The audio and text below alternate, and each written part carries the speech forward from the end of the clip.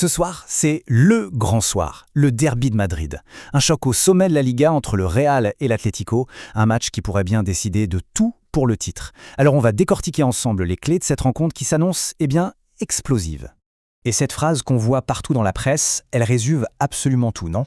Avec ces deux clubs encore en lice en Ligue des Champions, Madrid est bien le centre du monde du foot.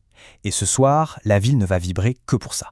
Oui, parce que là, on n'est plus juste dans la rivalité historique, la fierté d'une ville. Non, c'est une véritable bataille pour le trône d'Espagne. Chaque point vaut une fortune, et une défaite ce soir, ça pourrait laisser des traces indélébiles.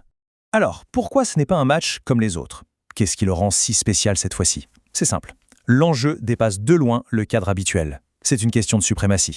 Pour le Real Madrid, l'équation est claire. Il ne faut surtout pas laisser le Barça s'échapper en tête du classement. Pour l'Atlético, c'est l'occasion en or de frapper un grand coup, de montrer qu'il faudra compter sur eux jusqu'à la dernière seconde. Et puis pour les supporters, c'est une autre histoire. C'est le match qu'il est juste interdit de perdre. Bon, passons maintenant aux forces en présence. On va mettre les deux géants face à face. Sur le papier, qu'est-ce que ça donne cette saison? Un petit tour dans les stades pour y voir plus clair? Alors regardons ce classement juste avant le coup d'envoi. Le Barça est leader avec 4 points d'avance sur le Real et juste derrière, à un tout petit point, qui on trouve l'Atlético. Mais le détail qui tue, c'est que jamais cette saison, l'Atlético n'a réussi à passer devant son rival. Ce soir, ça pourrait bien être la grande première.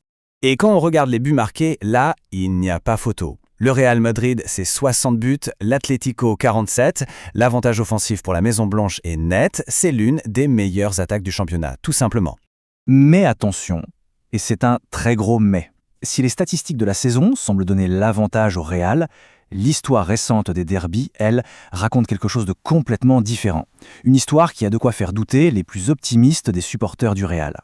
Le chiffre qu'il faut absolument retenir, c'est celui-là, 6. 6. Ça fait 6 derbys consécutifs en championnat que l'Atlético Madrid n'a pas perdu contre le Real. C'est un facteur psychologique juste énorme.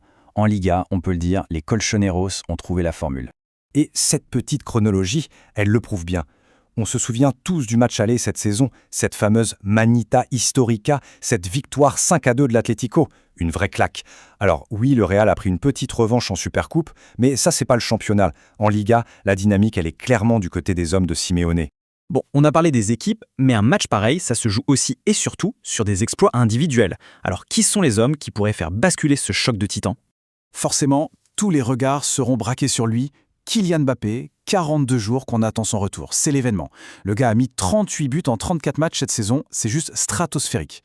La seule question, va-t-il débuter le match? Et en face, la réponse de l'Atlético s'appelle Julián Álvarez, surnommé l'araignée. C'est leur meilleur buteur avec 17 réalisations. Mais plus important encore, c'est lui qui a planté un doublé lors de la fameuse victoire 5-2. La défense du Real est prévenue. Et puis, il y a l'expérience, le patron. Coquet, on l'appelle le papa des derbys, et ce n'est pas pour rien. 45 derbys joués dans sa carrière, c'est le métronome, c'est l'âme de cette équipe.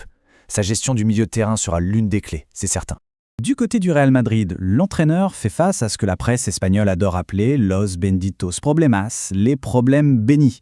En gros, c'est le luxe de se demander comment réintégrer des stars mondiales comme Mbappé et Bellingham, de retour de blessure, dans une équipe qui a continué à gagner sans eux. C'est un vrai casse-tête tactique.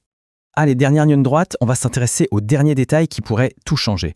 Parce qu'au-delà des stars, la victoire, elle se joue souvent sur ces petits points précis. Il y a plusieurs duels à surveiller. D'abord, celui des gardiens. Avec les blessures de Courtois et d'Oblak, ce sont les numéros 2, Lunin et Musso, qui vont avoir une pression immense. Ensuite, la guerre du milieu.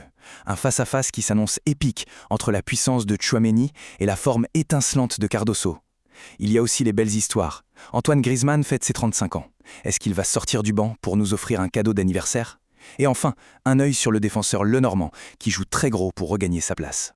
La question finale, la voici donc. Est-ce que la puissance de feu du Real Madrid, qui a dominé toute la saison, va enfin parler dans le derby?